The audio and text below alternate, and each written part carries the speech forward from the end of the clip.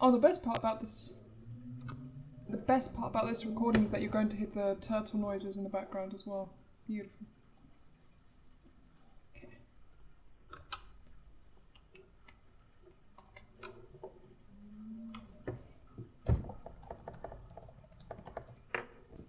Hello?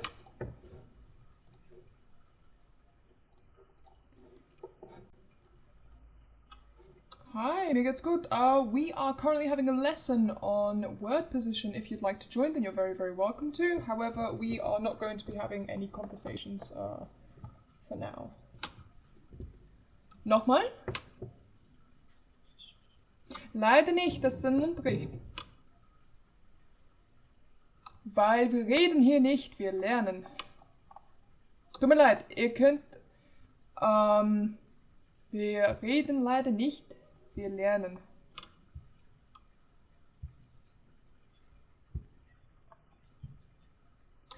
Wir sind alle hier zu lernen, aber leider zu lernen müssen wir ein bisschen Ruhe haben. Und das heißt, keine Gespräche, kein Chit-Chat.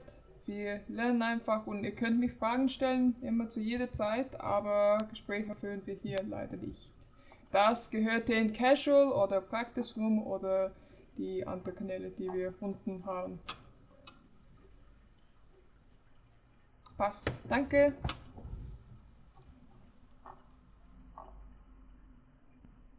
So, okay, my lovely, I think I am ready. Unfortunately, the recording is going to be a bit choppy and is going to spoil some answers because I cannot do it any other way. I'll try to figure it out for next time. Yeah, welcome. We did a lesson yesterday on word position as well. This is part 2, seeing as we now didn't get to finish all the content yesterday. The remaining parts that we will be looking at is the position of auch and focus particles, emphasizing whole parts of sentences, distribution of information in sentences, how to emphasize what, and due to popular demand yesterday, we are also going to be looking at some popular exceptions in the German language. So, is everyone here kind of familiar with the content, or were they here yesterday, or would they like a general recap of what it is? Yes. Where we left off, here's a general recap.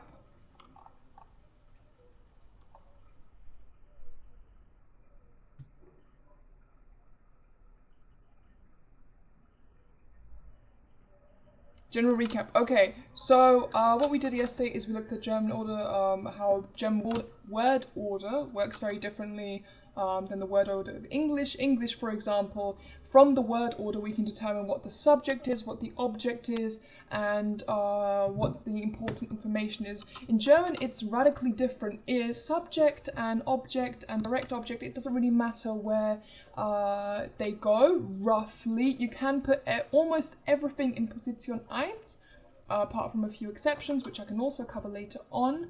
However, there are still general quote-unquote rules. Languages are made up by people communicating, and people usually want to communicate in the most efficient and best manner. And from that, we have the rules that we know and love today.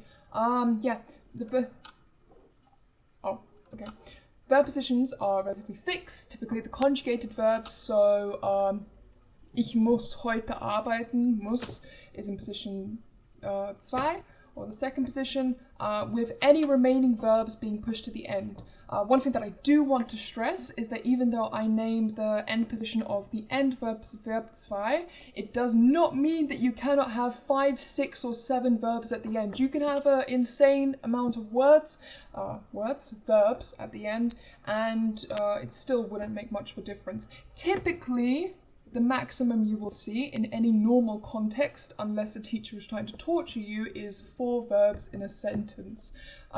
Sometimes this may be 5, but as I said, 4 is really the maximum that you will see in any kind of German text or media. There are 3 types of sentences. The main clause, which is the Hauptsatz, which you already know from your English lessons probably, or respective mother tongue lessons, that this is the sentence that can stand on its own. So the conjugated verb is in the second place and all other verbs go to the end. In a subordinate clause, however, the conjugated verb is always the final element. Of course, there are as always, exceptions, but it is not amiss to say that it all goes to the end. And questions and commands and, I guess, unreal wishes and exclamations. You can also have the conjugated verb, or actually the conjugated verb must be the first element. You don't really have a choice in the matter. Unless you are preceded by a W question. So wie, wer, wo, wann, and the other one, which I forgot. Yeah, and often elements in position 1 are put there to create an emphasis or a theme for the sentence. So you can say, am Sonntag es war ruhig. Und the emphasis there, especially since you put it in position 1, is that it happened on Sunday. You really want to stress that it was on Sunday that it happened, and you were very happy about it, and that maybe on no other days it was calm or sunny. For some reason, oh, never mind. I thought he couldn't join. No, never mind. I got it. I thought Furcher couldn't join because something was blocking him. Okay. So hold on a second. I went off too far. Where we left off yesterday, we talked about. These are just a few things that we talked about outside of the lesson context of Positionen. We talked about plusquamperfect and the connective that relates to the plusquamperfect, and in this case, it's nachdem. It's a temporal connective. And if the main clause is the present tense, normally, the subclause is in the past tense. However, if your main clause is already in the past tense, then your Nebensatz must be in plusquamperfect. It also doesn't matter, I know a lot of people get confused this, it doesn't matter if your main clause is in Präteritum or perfect. It does not matter. The following will always be plusquamperfect. We also had a bit of an argument on als Kind, whether als Kind is temporal or modal, and it can be modal. That was, I guess, the general consensus. If any native speakers want to object, please do so in lessons. It can be modal, but the normal use for als Kind is as a temporal adverb. So, even in most contexts, you can still say it is temporal. However, you can also make the arguments for a sentence like Mein Sohn hat als Kind wegen seiner Allergien hier. No, sorry. Wrong one. Als Kind benimmt man sich ebenso. This would be modal. It's very hard to argue that this is temporal. And credits to Cato, who is also here, Lord of the Black Court Cato, for giving me this sentence and helping me out there. Deutsch ist nicht meine Muttersprache. Someone wanted me to explain. I think Voodoo wanted me to, or not wanted me, he just mentioned it in the lessons channel yesterday. It was quite interesting.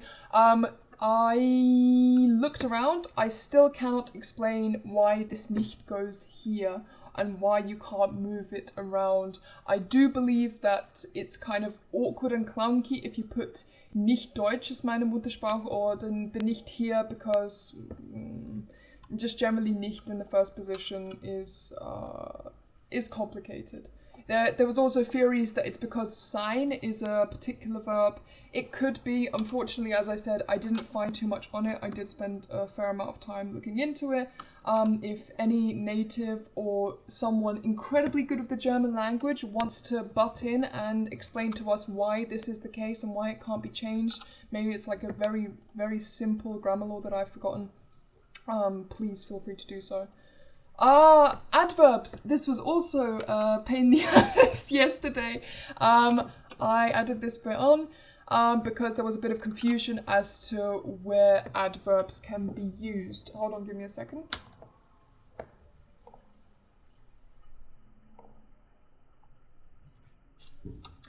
Yeah, okay, so as a very clever person in my DMs mentioned, adverbs are often quite misleading. They are not just paired with verbs. They can change a lot of things in a sentence, add emphasis to it, and this can be with verbs, adjectives, other adverbs, and sometimes even like add a whole different flavor or tone to the entire sentence. People have very, very differing opinions on what's considered an adverb, especially in the German language. There are so many classifications and almost none of them fit one specific case. One thing that I did find is that you can have an adverbial paired with an adjectives. It's quite easy, and oftentimes when this is seen in the wild, then it's almost unanimously related to past participles or present participles, and almost never to any other cases. Of course, it exists, but that's where you would see it most often paired with adjectives. However, erst angeblich Arbeitslos, das Problem ist allerdings schwierig. They can also be expressed with verbs, all of these two sentences. However, adverbs almost make them more, I'd say, flavorful, idiomatic. You really hammer in what your precise meaning and intonation is. And when using adverbs of degree or modal adverbs, they can modify adjectives and adverbs. So, hat alles sehr langsam erledigt. Langsam ist ein Adverb hier. Sehr ist an adverb here. Es war allerdings gut. Both of these are adverbs here. So, I believe with that, it concludes everything that we want to do. Oh yeah, and also most adverbs occur after a noun subject and dative object before accusative. However, there are usually exceptions made for stress and emphasis. I also put up a little table of the kind of adverbs that are often seen paired with other adverbs here for you guys. So, I think that covers everything, the kind of hiccups that we had yesterday. If someone else has a question on something else, either right now or throughout the session, then just let me know. Right, so was the recap clear to everyone? Is everyone kind of like on an okay page on what word order in very basic sentences is? Shout it out, write it. I would just like a bit of confirmation that I can move on. Please feel free to speak.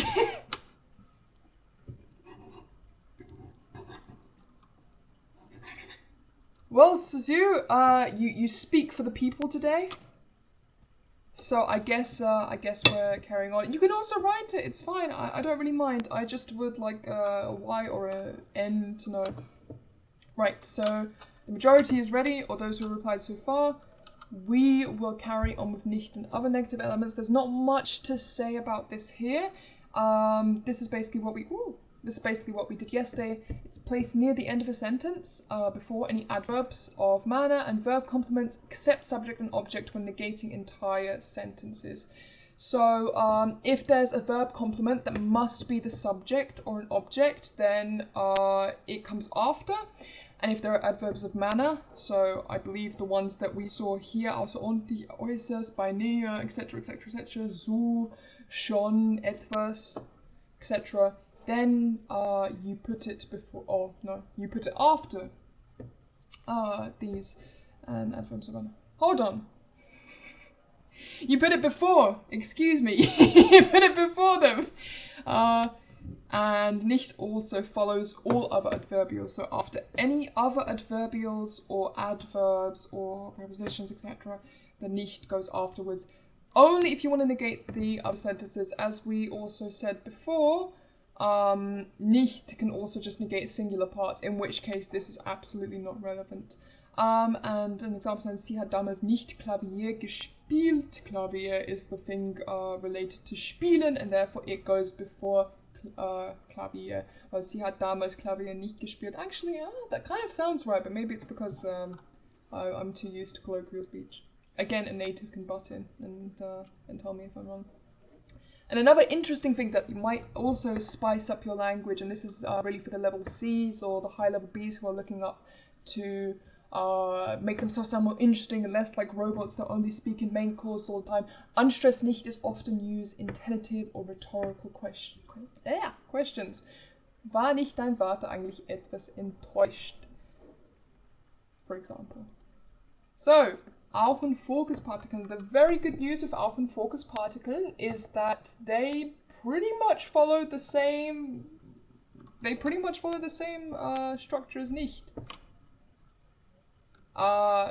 So yeah, we also have, as I showed you before, this long line of different orders. Unfortunately, this is kind of the order that you have to follow for a normal main clause.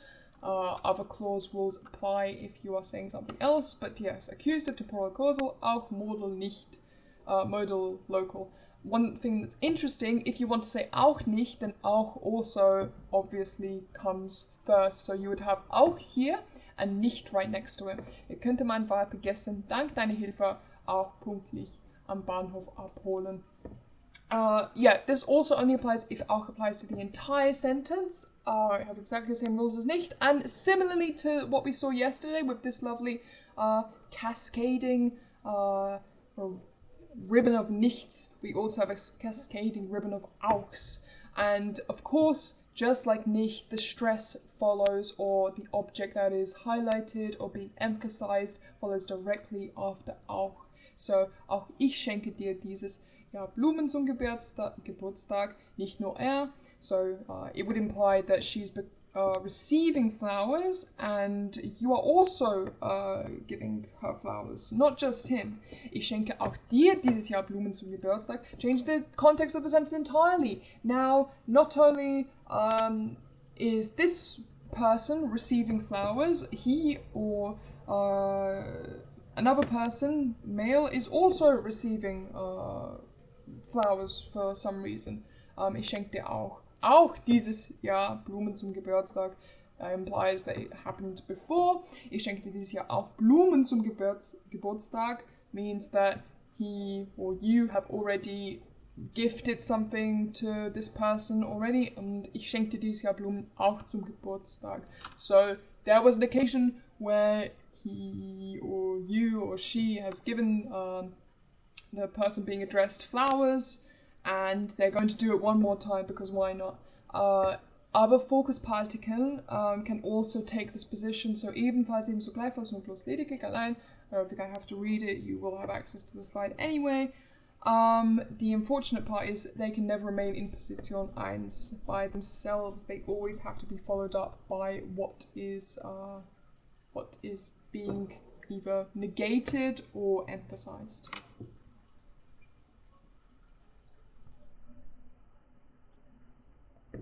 Is that clear to everyone so far?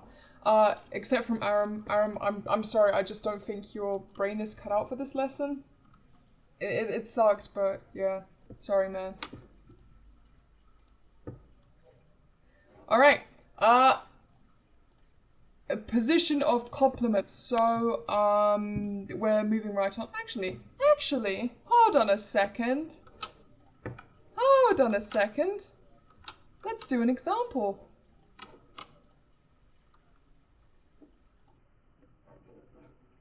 Oh dear.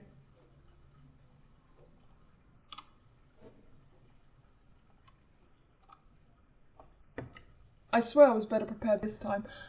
So yeah, it's just going to be a simple sentence with auch in it. It's going to be the same as we did yesterday. We're just going to rearrange this into a coherent sentence, and if you don't put auch in the right position, you're going to be banned from the server. I will be correcting anything. As before, please put your answers in spoiler tags. Everyone looks very unhappy to be doing work in this lesson.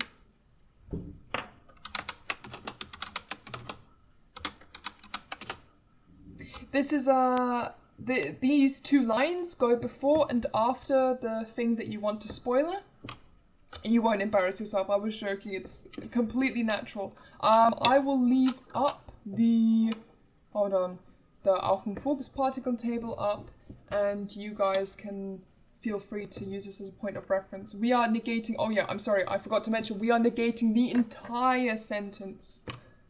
So, as I said before, the only thing to look out for is, just like nicht, whether there are any adverbs of manner, verb complements, apparently not, subject, where the subject and object is, and where the adverbials are. Oh, not negating, emphasizing the whole sentence, Jesus.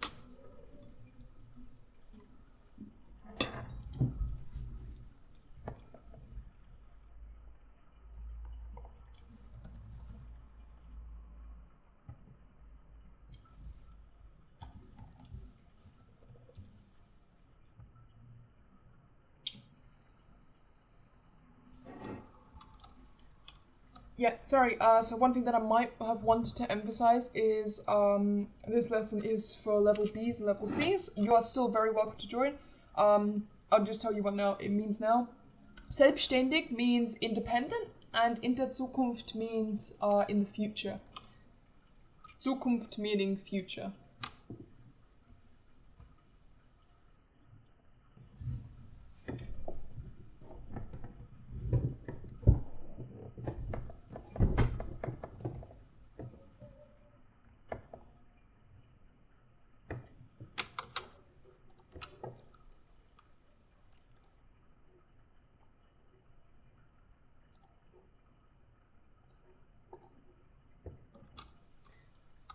Sorry, Voodoo, please check your adverbials again.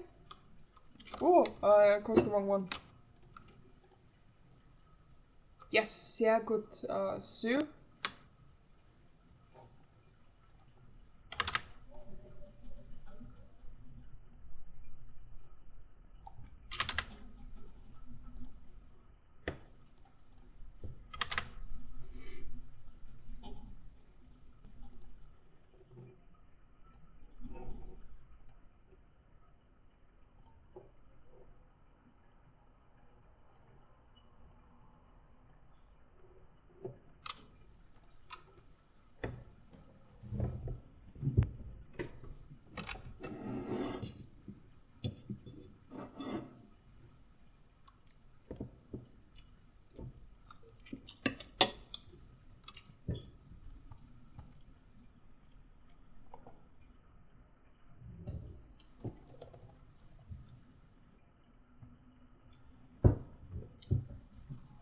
Right, well done all of you. You've seemed to have pretty much got it down exactly right.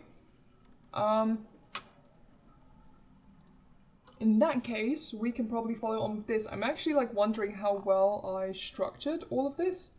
I hope it's well. We're going to be jumping from one thing to another quite quickly. Just let me know if you want me to stop or explain something as well.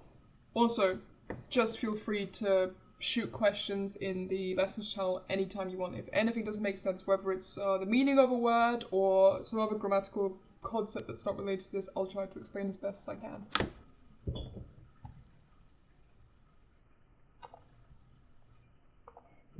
Spitze, so, position of complements. The following are placed at the end of a sentence, or of a sentence before the second verb. So you have your, if you go back to basic sentence structure, where, sorry.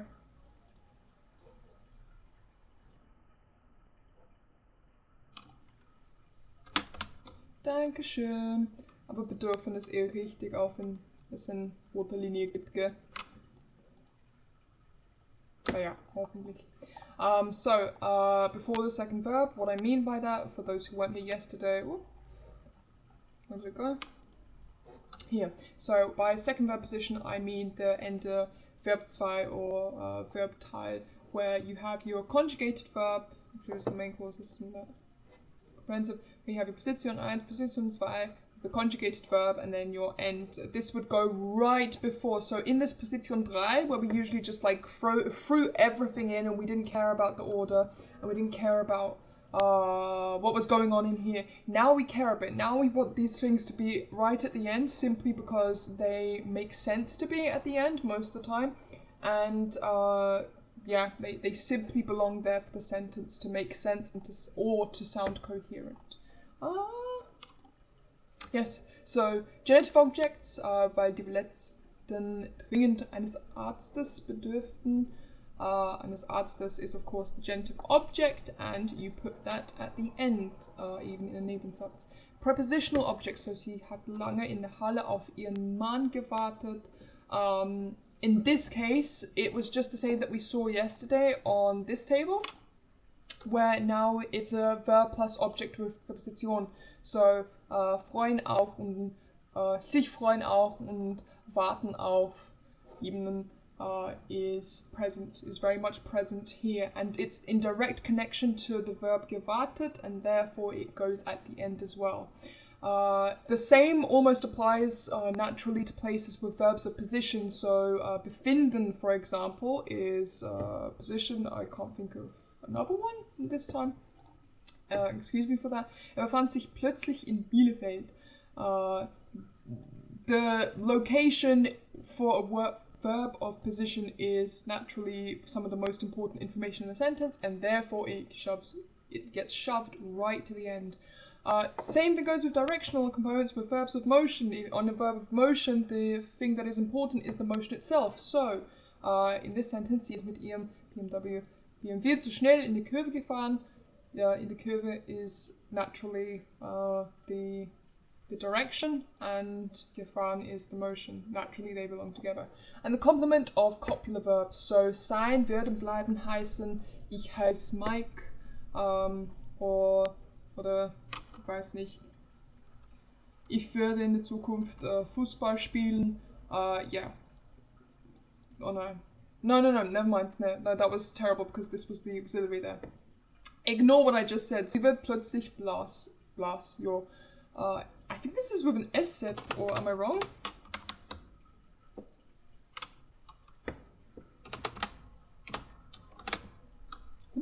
There we go. Copular verbs are these kind of verbs that just very often are coupled with adjectives or adverbs, etc. in order to, convey information. So that also, I hope, makes sense to you guys why this kind of information belongs at the end with the preposition objects all the way down to complement of copular verbs. I hope this makes sense. With genitive objects, it's just how genitive objects mostly behave. So, Informationsverteilung. Plus short okay, it's with two S's. Dankeschön. I mean, the thing is, with a lot of these things, they're not strictly rules. Like, you may not find these things in Duden, but to have natural sounding, or maybe you would, to have natural sounding, clear speech that sounds like, I guess, okay. These are kind of things that are important for that. These are things that, honestly, if you talk enough German, you will just pick up on what sounds right anyway. It will almost be like a sixth sense to you, and you won't even have to even learn this rule formally. But if you are maybe more hesitant to, and you want to kind of know the rules more, or whether you're saying something correctly, then this might be of reassurance. So, Informationsverteilung. The element in position 1 is often known to the speaker and listener. So you can theoretically put anything in position 1, with a few exceptions like nicht and auch and focus particle by themselves, or S in the accusative. S in the accusative is also just a no-go in any situation. These are like hard and fast rules. However, other than that, you can almost like freely, wildly put anything in position 1, apart from the verbs, of course. However, what makes sense just innately is that information that was already known, or whether you were speaking about, I don't know, a wedding and had a whole conversation and you like just said the sentence, it would make sense if you were talking about the wedding to mention the wedding at the start. So the context is established almost, and then you carry on the sentence and the newer information is brought to the end. So it's almost like increasing order of priority. So the biggest priority is always to establish context and like what information is already known, so that they can almost compartmentalize. And then whatever new information that belongs in this context, right to the rightmost of the sentence. So one thing that may be a very simple example that can demonstrate this is what?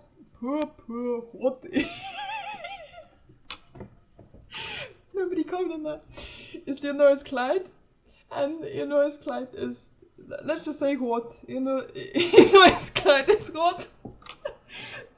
The first sentence is just like, it does make sense, but it sounds so weird, and even grammatically you kind of just tend to run away from this kind of sentence. You really don't want to be giving the new information at the beginning of the sentence, almost ever.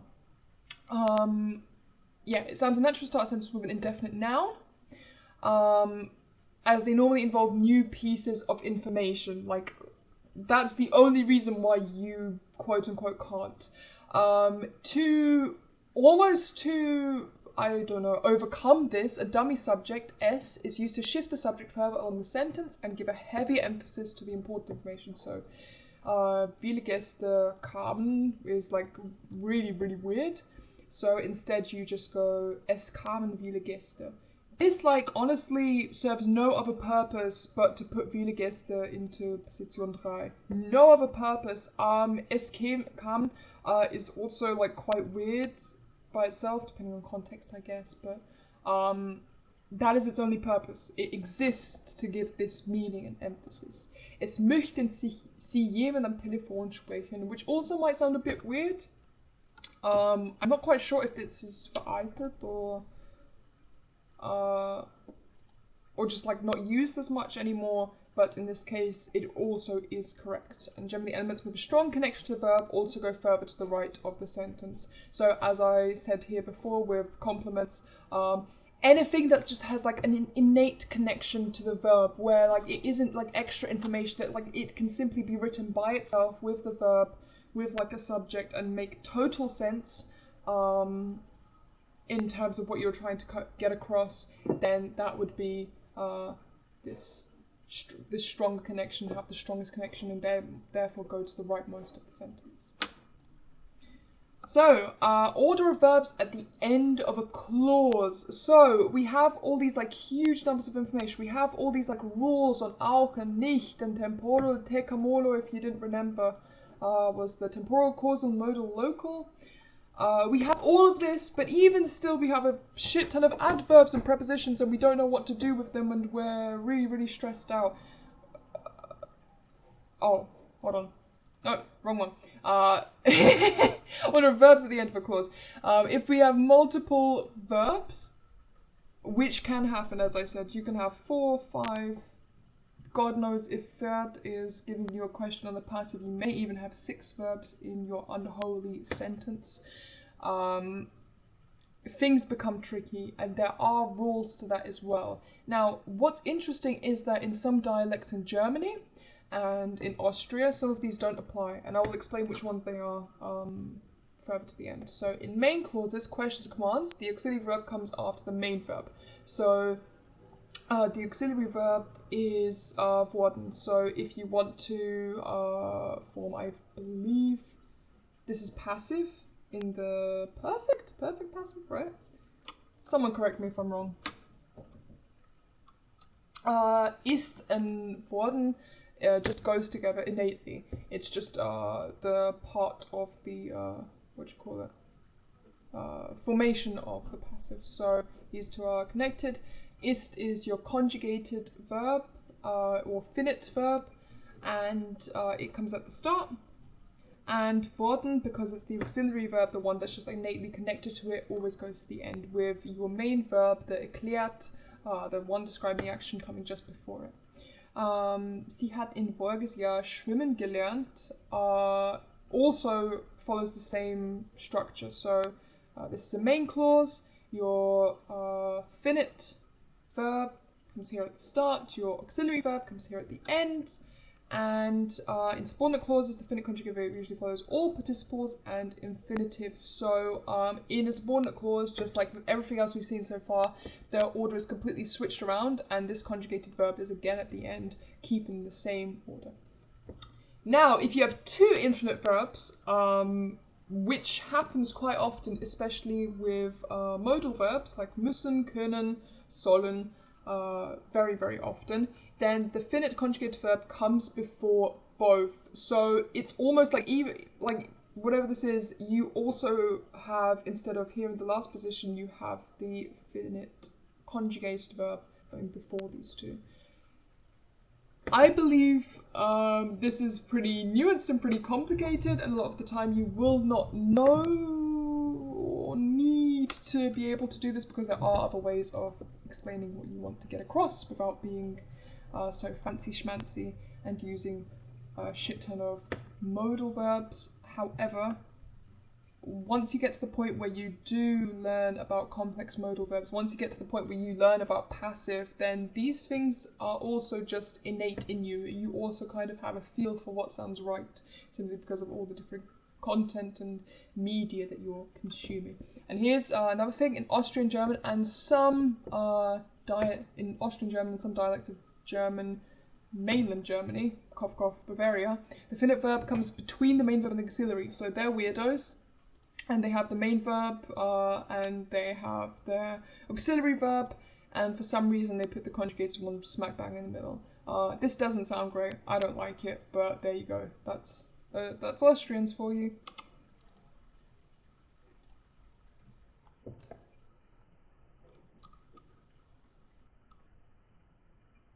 Yep. Wait, it doesn't start with a subject?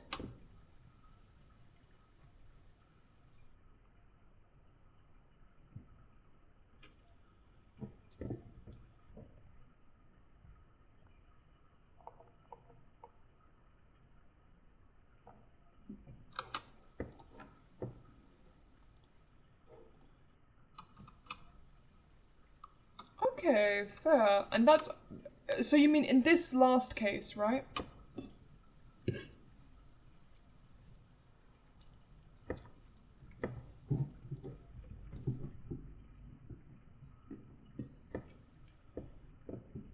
Mm-hmm.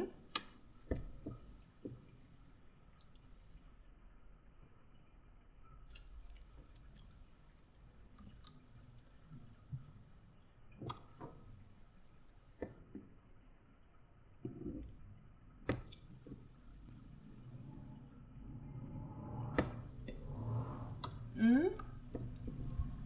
I'm a bit confused. Could you, okay, in English, this is, I think, a bad place to do this, because English doesn't really have... No, I guess English in the sense, like, is a very bad, especially when you get to more complex topics, it's a very bad comparative for German grammar and how it works. So...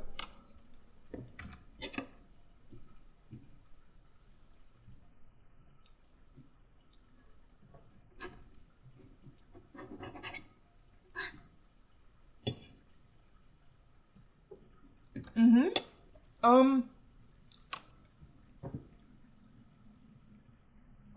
Yes, that's very clear. What we're talking about at the moment is how do we order multiple verbs at the end of a clause?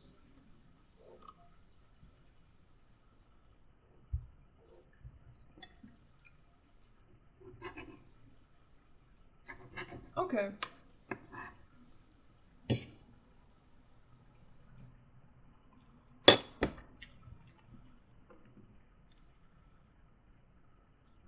Okay, I just want to ask, like, because the example sentences that you gave me in German and in English only have maximum 2 verbs. And we already covered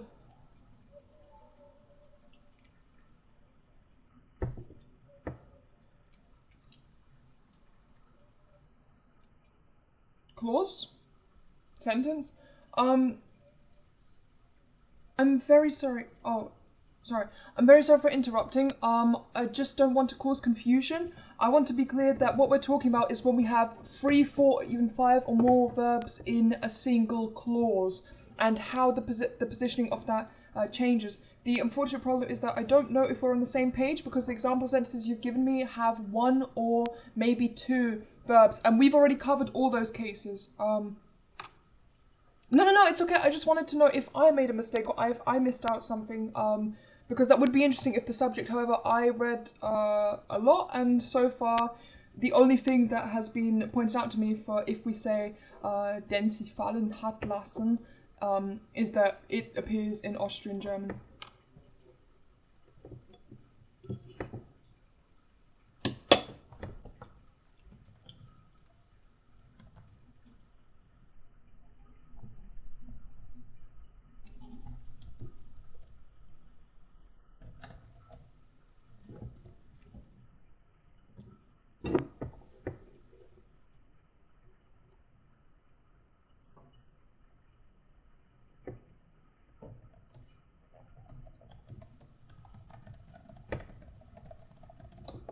Alright, fair. If you have anything to add to this, or okay, fair enough. We're gonna continue that point. So far, everything then stands as it is written here, and of course you will have the slides and you can go over it yourselves. I hope that was understandable to everybody. Any questions? Any confusion? Any remarks? No? Oh, Voodoo's typing, sorry.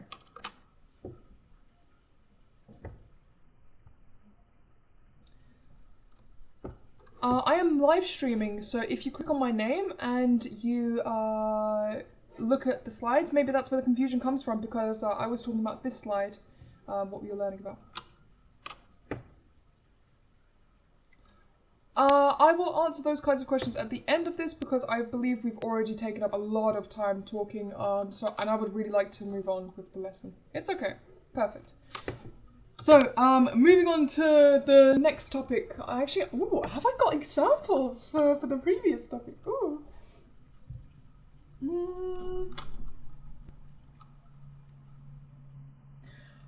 I do! Oh, you guys are in for a treat. Okay, give me a second. So, because I love you all very, very much, you are going to... Oh, Ash, I'm sorry, I'm going to mute you for a second. Never mind, they left. Because I love you all very, very much, not only am I going to give you a task on this wonderful world of how to rearrange verbs at the end of a sentence, I'm also going to give it to you in English. So you're going to have to translate it. Okay, hold on a sec.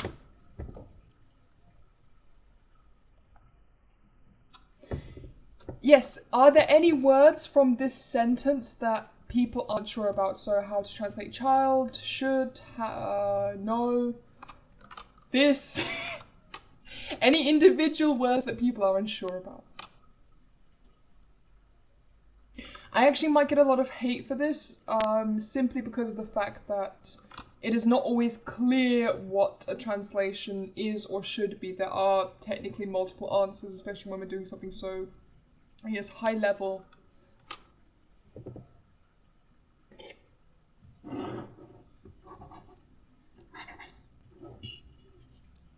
Oh, give them a second to answer. They're going to type out their answers in the lessons channel.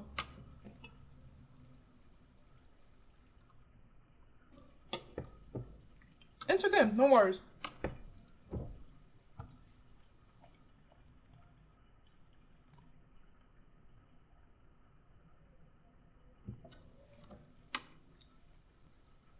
No, I'm a physics student.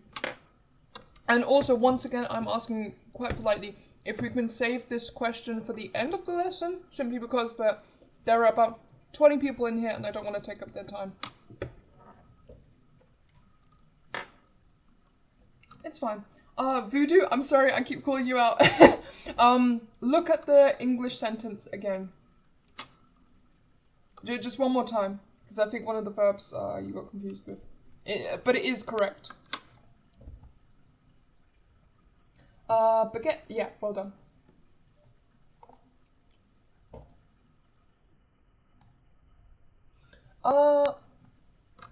Kamina,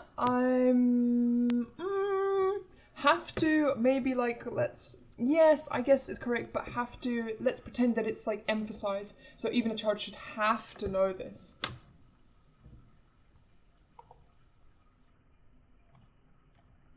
Same thing for you directing. I'm sorry. It's meant to have 3 verbs in it. And that's why I said maybe this is a terrible exercise. Simply because of the fact that you can translate it how directing and Kamina have translated it. Yes! Voodoo!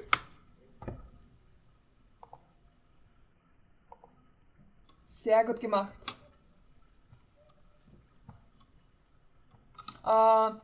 Cosma and Suzu, again the same thing. Imagine that the have to has a real emphasis on it. And yeah, you really want to emphasize that, like, even a child should have to know this, you know? But you're correct. Your definitions, your translations are absolutely correct.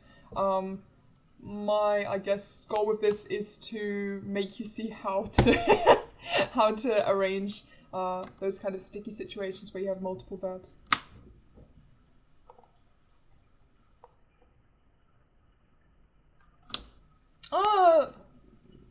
You missed the even, a child, so the even part of it, but Camila, that grammatically, let's say, correct. You did very good.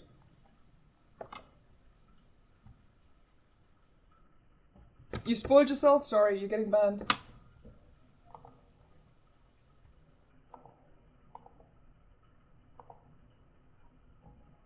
I don't make the rules, Cosmo. You're getting bad.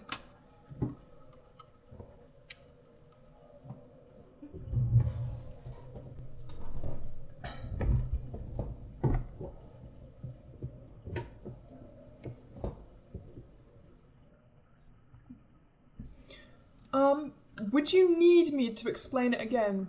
Because maybe that's a bit unclear to people.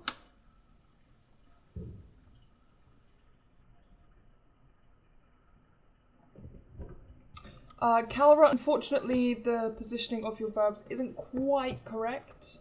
You're on a very good track though. You've got all the right words.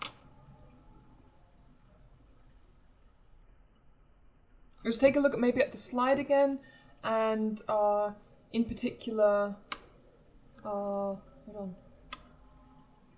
Yeah, in particular the main clause part. So this part. Just instead of hat and gelernt, we have two modals.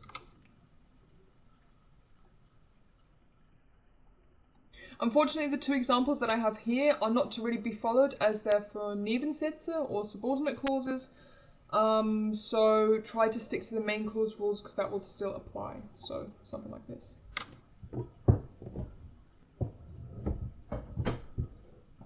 Ah, okay. Is there anything I can explain to you, Suzu? I'm sorry. I'm trying to make this as accessible as possible. This is already C-level content. You are already doing a lot out of your area. This is something that you would learn in those kinds of lessons.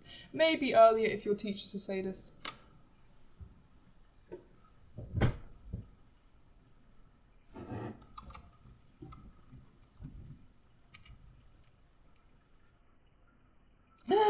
I'm sorry, local script.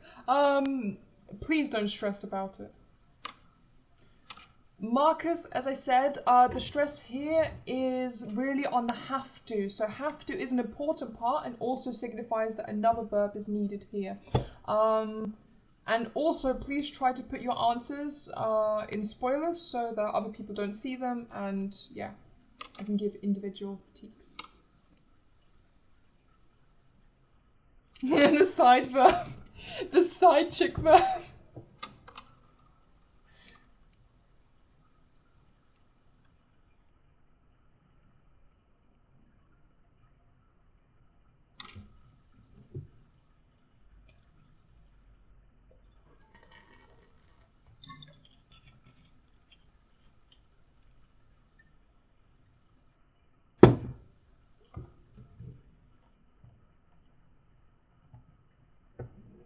Kamina, great job. Yeah, that is pretty annoying. The thing is, if you look at it purely in English, purely written down without any emphasis or stress, it does seem like you can write it the first way, so sogar ein Kind sollte das wissen. However, the stress is really on have to and kind of with the implication that we should teach children this. They should have to be taught this. Or they should have to know this. That's the kind of implication that the sentence is given. And I apologize in advance, that is on me. Yeah, exactly as Voodoo described it. That is on me that I didn't kind of emphasize that more, because if it's written down, then it's very, very easy to not see the context or what is being given across.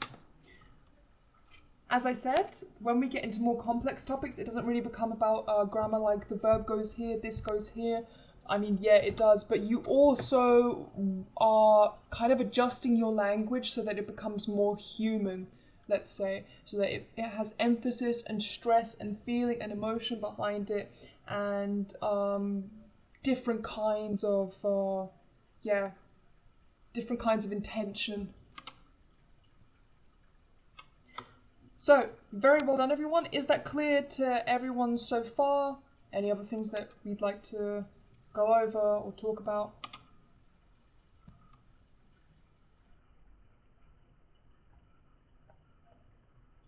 Director, I'm going to wait for you. Marcus, I'm going to wait for you.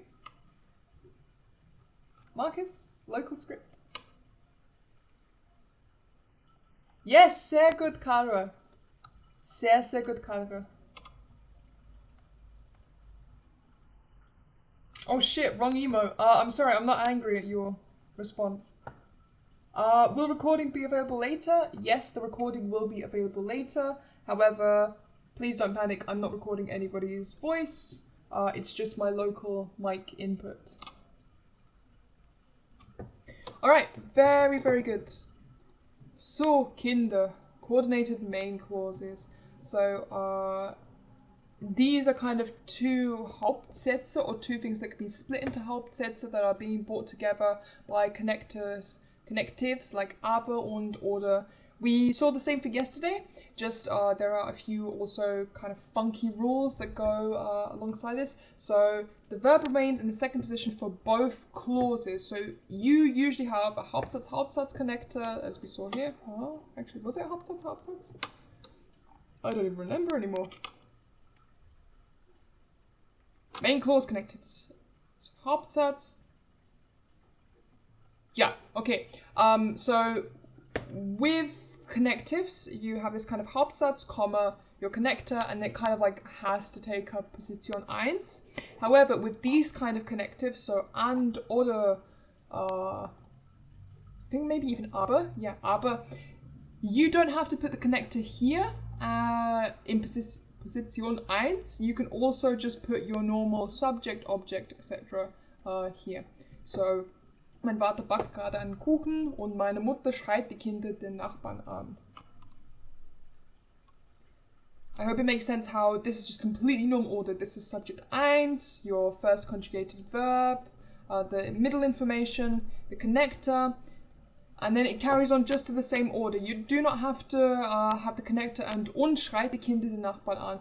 That only works if your father, as well as baking a cake, is also screaming at the children of the neighbor. And I think it also says here, if the subject is identical in both clauses, so mein Vater if your father is cooking or baking and screaming, with und and sondern, this can be omitted, but only with these two. Only with und and sondern. Aber oder, in this case, it doesn't apply. With any other element in the first position, the subject must be repeated again. So, if, for example, mein Vater backt gerade einen Kuchen und mir ist es heiß. If you have any other subject here, or actually, no, that was a terrible example because it's not referring to the same person. Und ihm wird es heiß. Yeah, I guess in that sense you cannot just say mein Vater again, also because it's dative. This is a terrible example, I'm very sorry. Eine Weile. Where do I have eine Weile?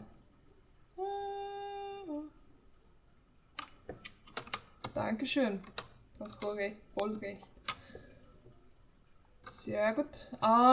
Yeah, so wir gehen nicht saufen, sondern bleiben brav zu Hause. In this case, again, I guess this takes up Position 1. And wir is almost like, I guess, omitted here.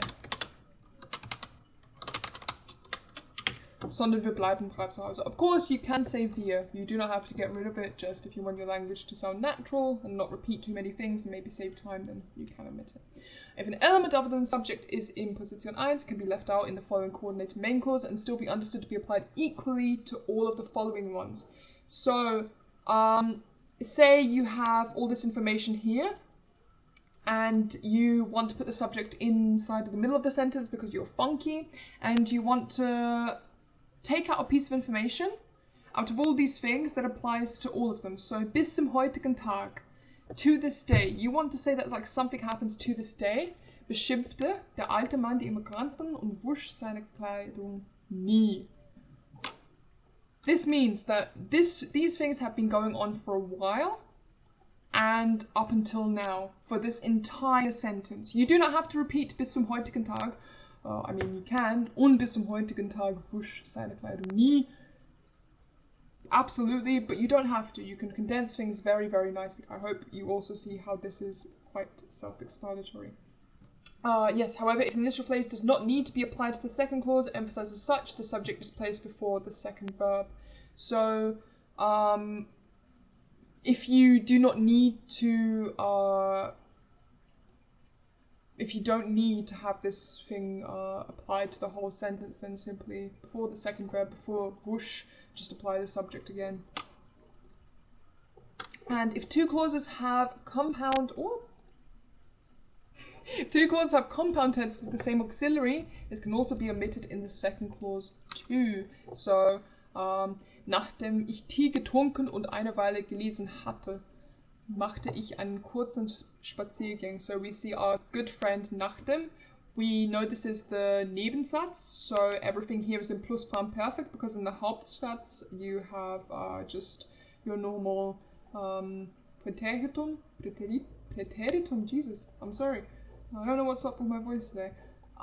You have the simple past tense over here and Plusquamperfekt over here.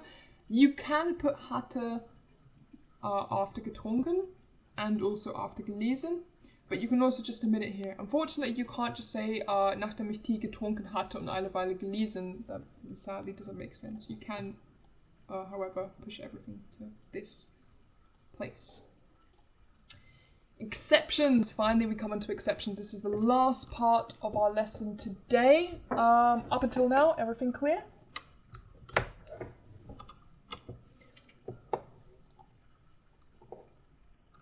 I do believe it is obligatory.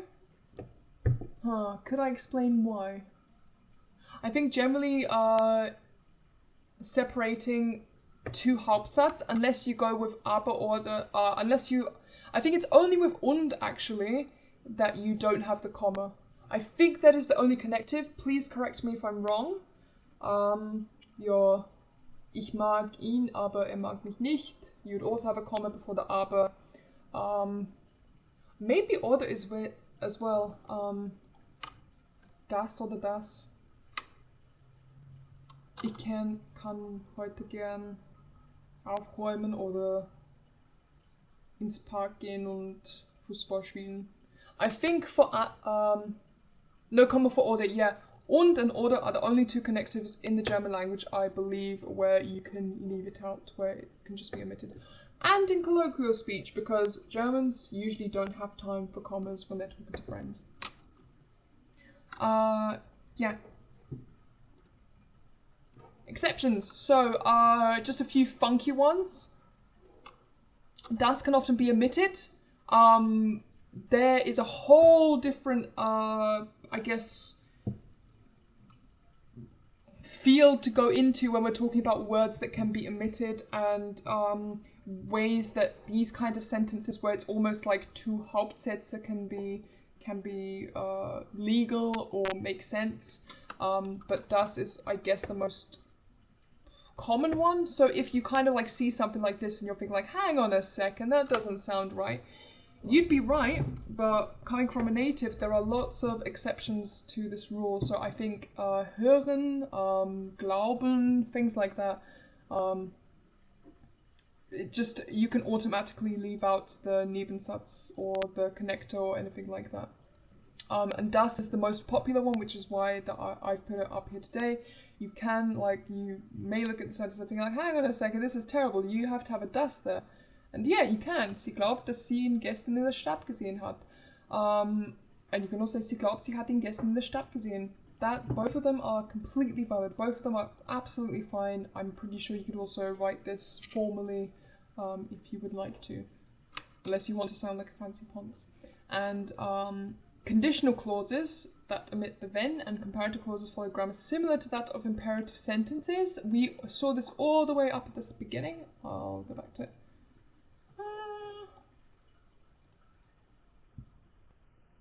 Yep. However, all other questions as well as imperative commands and expression of your wishes, the conjugated verb is shifted into position 1. So this would be the ideale Wunschsatz. Wer ist doch bloß nicht so heiß? Oder der Konditionalsatz, hat der Kunde nicht für seinen Kaffee bezahlt, bekommt er eine Mahnung.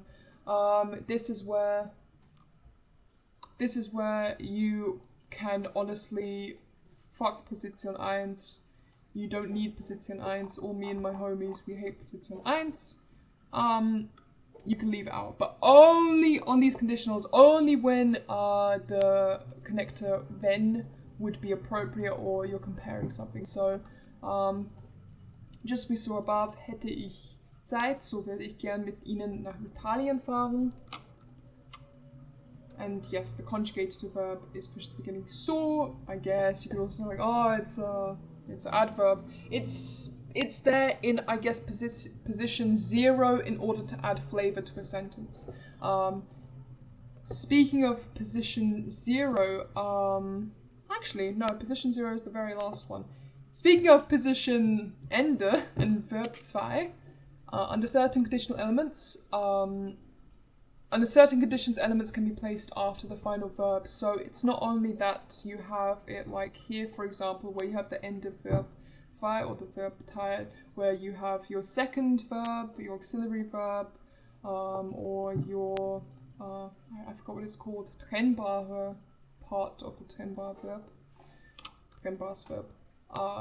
You can add information to that even after you have said it. There are cases where this applies also in formal language, but for the vast majority of these cases that I'm telling you right now, these are just, I guess, things that you will use in your colloquial speech or Umgangssprache with your friends, people who are younger than you, people who you maybe disrespect, I don't know. People whose impression of you isn't that important.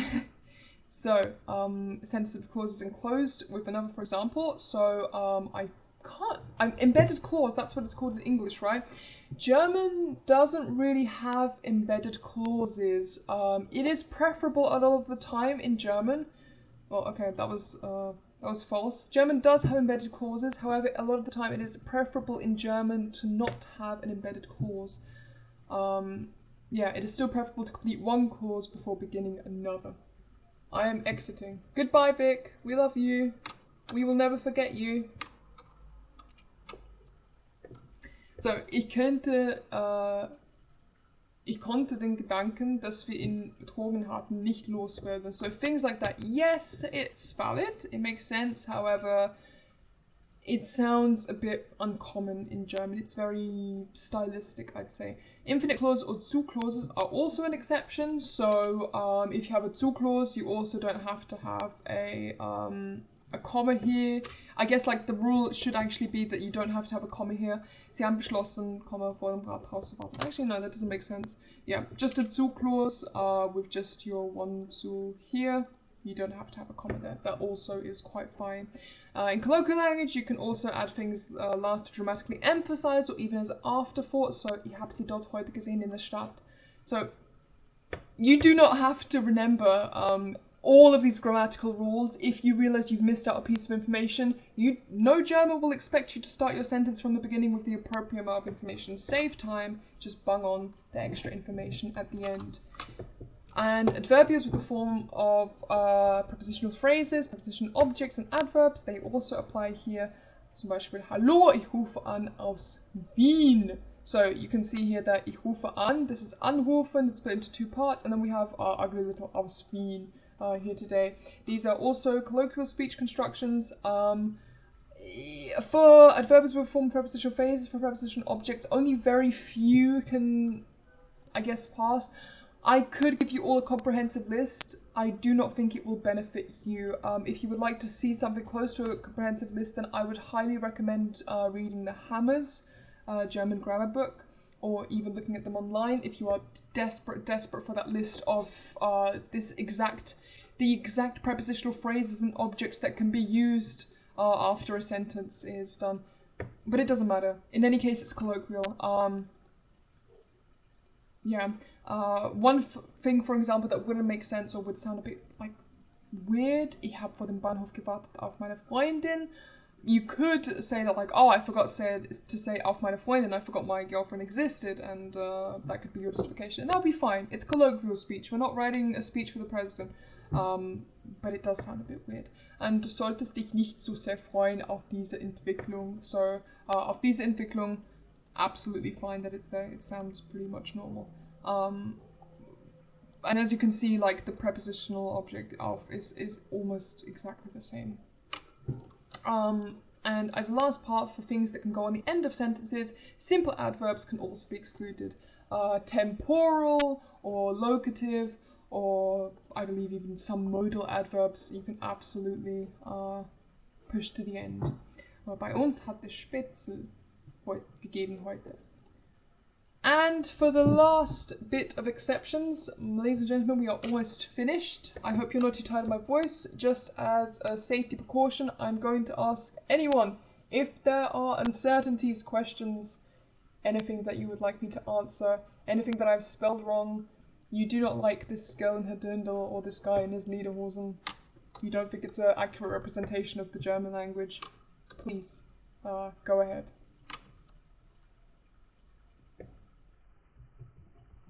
We need more beer. Unfortunately, the committee for beer has declined my proposal of supplying everyone here with a free drone-delivered beer.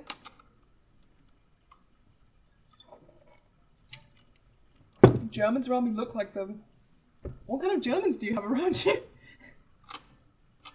So, just as the last stretch for exceptions, we've often heard that only one element can take up position 1. No matter how big it is, it should only be one element. However, there are exceptions to this too. One thing that we saw right at the beginning is interjections like ja, nein, but you can also say ach, ach so, alte Schwede, and forms of address like a name like, oh, Carlos, hi, wie geht's dir? Something like that. Or liebe Frau Aram, wie geht's dir? That would absolutely be fine to say. Another is when words or phrases link a clause to what has just been said or the general context of what is being talked about. You will hear Alte Schwede, yeah, it's quite common. It's kind of like an exclamation of surprise. I think, at least that's how my friend uses it. She goes like Alte Schwede, like oh my god, holy fuck, like something like that. So yeah, linked to a clause to what has just been said. Schwede with S-C-H-W-E-D-E. Schwede, yeah, sorry, I might not be saying it correctly. So, this is, you can't start a conversation like this. You can't go up to someone and say, das heißt, du bist, weiß nicht, du bist jung, zu jung für diesen Discord-Server. You can't just do that. You have to have an established conversation. You need to be talking with someone already. But you can like stop your sentence and go, das heißt, oder zum Beispiel, ich war gestern am Abend bei einem Freund von mir oder einem Kumpel von mir. Oder siehst du, was mein Tipp ist? Oder kurz gesagt, like just any of those things. You really can like start it, and this would also take up position 0. This would go before position 1. Yes, and a few adverbs and particles can also be used together with an element in position 1. So allerdings, I saw, again, yeah, I have a whole list of things here for you lovely people. I'm not going to read it all out. You can do that yourself in your free time if you would so like. Der Vogel jedoch ist nur in den ersten Lebensmonaten lernfähig. These are two separate things. Der Vogel and jedoch. You cannot say that they both occupy position 1. Der Vogel is now pushed into position 0, and jedoch takes, I guess, like position 1. Or maybe you could think of it like this is the position 0. It's forced itself its way into here. Jedenfalls, also is also very common to like just put in the middle of your sentences all the time. Oh yeah, another thing that how did I forget to say this? So is a very useful word in the German language, especially when you want to say goodbye to people. A common German Verabschiedung, or like if you're saying goodbye to someone, a common way to do that is to just slap your thigh and say so, and you trail off into silence, and you just leave. I'm sure every single native speaker will be able to confirm this.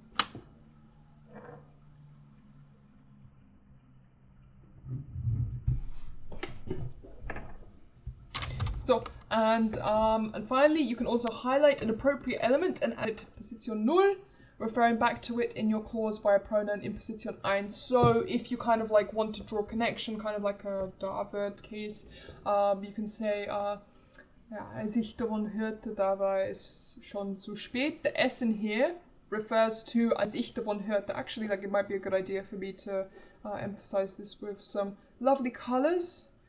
So S and als ich davon hörte, the S is referring to exactly the same thing here.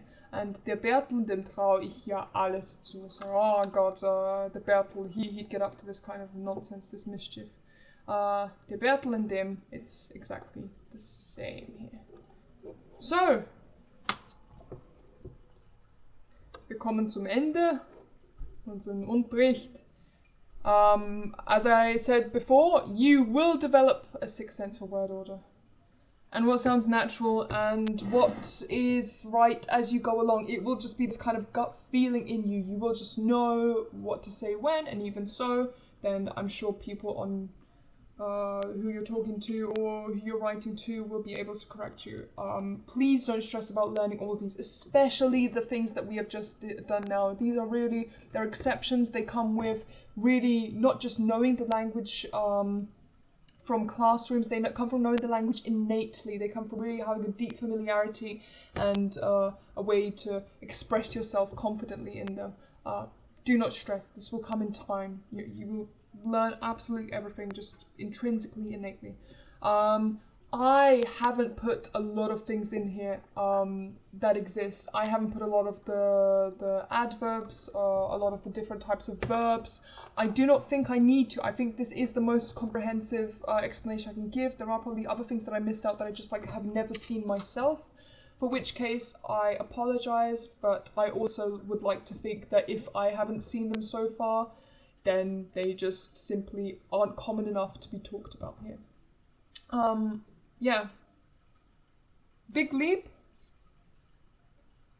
Thank you very much. We could still do 2 examples. They're not that interesting, but we could. Oh yeah, I've doxed like a few people here. That's great. Would you like to do the 2 examples that I prepared before? I'm not sure what topic they're related to. I didn't, for some reason I didn't write down what topic or what slide I should have done them on. I think one of them has to do with adverbs and the other one has to do with,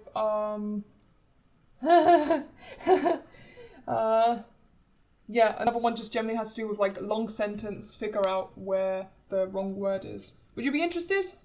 Sonia? Absolutely. Of course you would be. Yeah. Oh, I love that enthusiasm.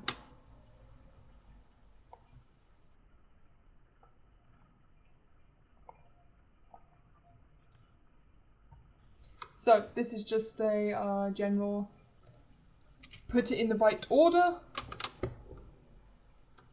Who's projecting my voice? Frocode, unfortunately I'm going to mute you.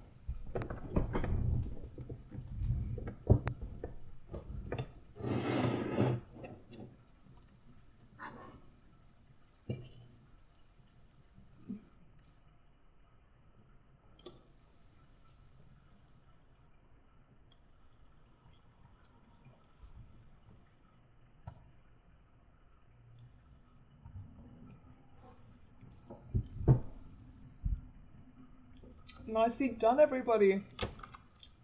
I'm very glad that at least I was clear enough that you could get this right. Very well done.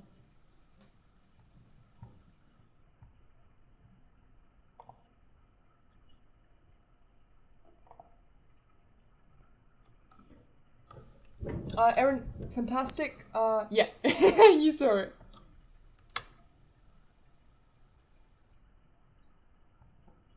I am eating, and it's concerning me a lot that you can hear it.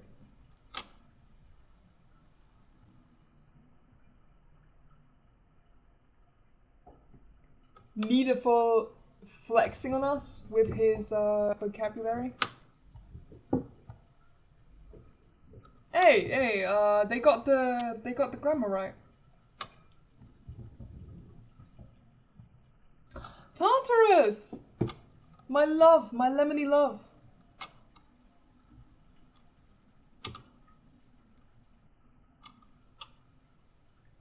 Tartarus can do the next one, otherwise he's getting banned too. In the lessons chat, you want me to ping you?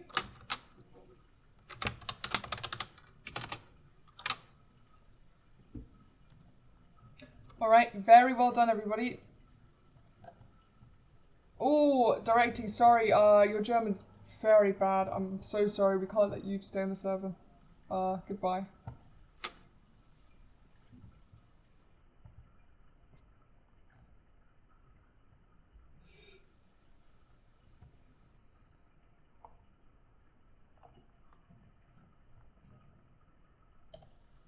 And the last exercise is just finding the one mistake, the one thing that is making the sentence sound absolutely awful. I know how much you love these exercises, so enjoy.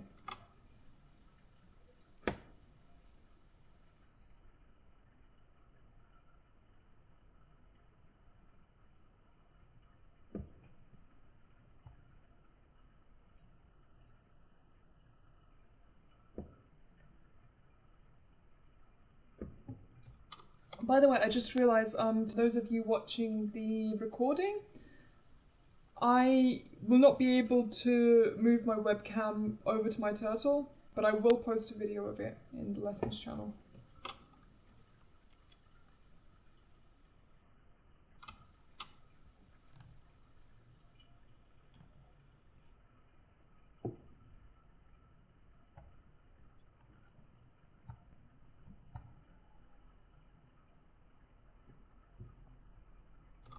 Cosmo just approached a radical change to the meaning of the sentence, and it's correct.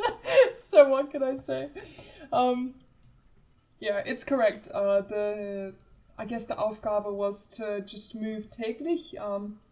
No, it's okay. I feel like I never explain it right. I really should. Okay, I learn something new every single time I do these lessons, and I guess for next time it's, hey, you know, when you write down examples, don't have just the examples prepared, but actually when to when to use them.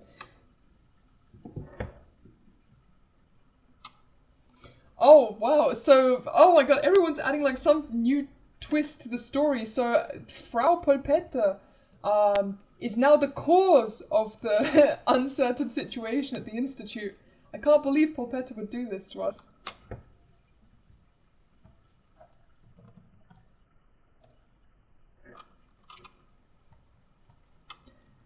Ich war nachher jetzt täglich unsicher.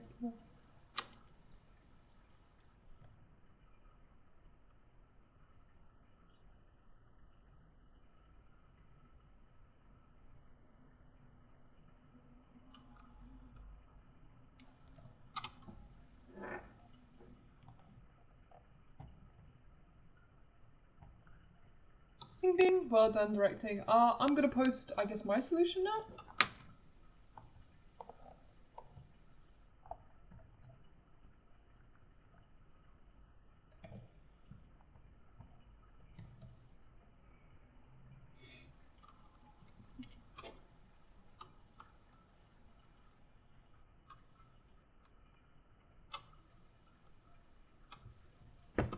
So, meine Lieben, sehr, sehr gut gemacht.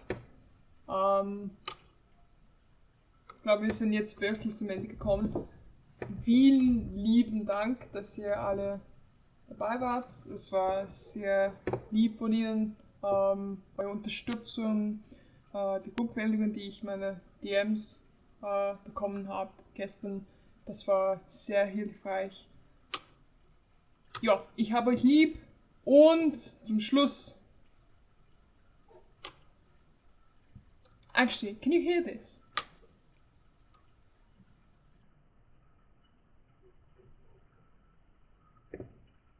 No, it hasn't started playing yet, that's why. Hold on. It will.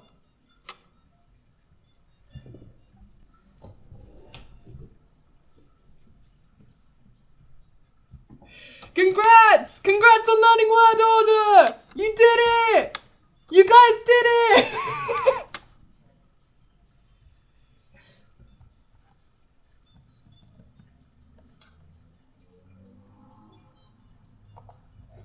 You guys did it! You learned word order and sentence structure in German! Woo!